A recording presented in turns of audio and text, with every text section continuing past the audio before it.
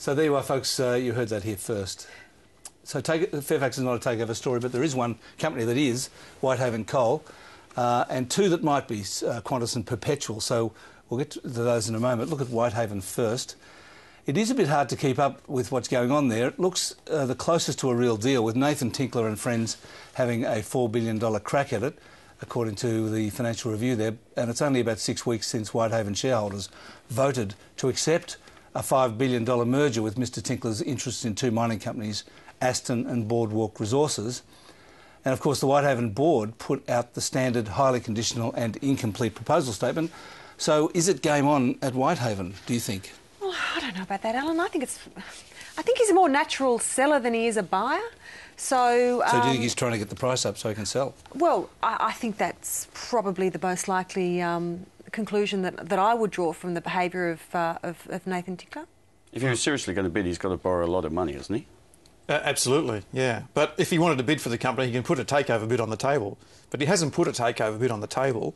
He's put an indicative and conditional and non-binding proposal. So he's issued a press release, essentially. Yeah, actually just a for sale sign. Yeah, that's right. So, it looks like he's testing the market to see if there's anyone out there with very deep pockets who wants to own a coal mining business. And the wealth manager Perpetual's share price went up 10% on Thursday, its biggest daily jump since, well, the last private equity rumour about a year ago. So is there anything to that, do you think? Oh, I think that's fairly cynical, don't you think? It's fairly cynical that these things come out. We don't know who they are. We do know they're highly conditional. It was a journalist that wrote the article. Yes, but we don't know who the private equity firm is. We don't know the real price. Perpetual doesn't know anything about it.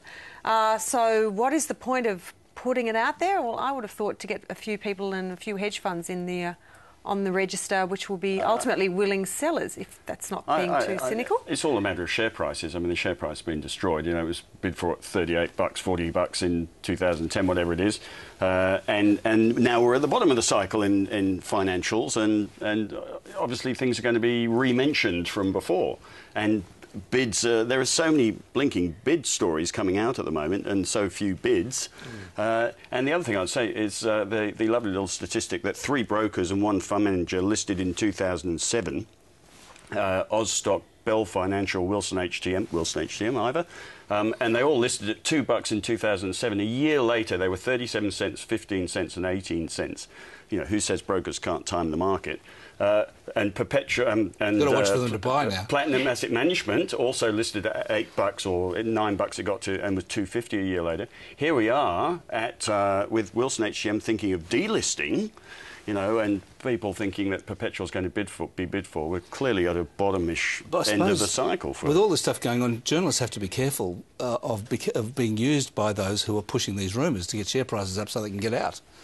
Yeah, I mean, I think particularly in finance, journalists, as you well know, always have to be careful of how they're used. It's a bit, especially at the moment when the market's down. And there's a lot of very stale takeover stories out there, and a lot of people have been holding that stock for a couple of years, waiting for the takeover. It hasn't happened.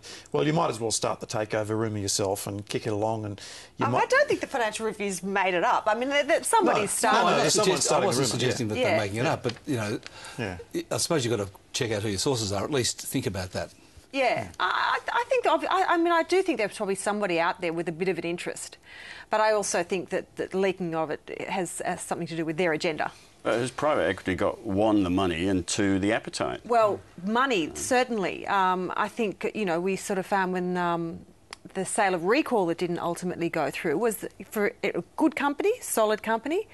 Private equity didn't get the money.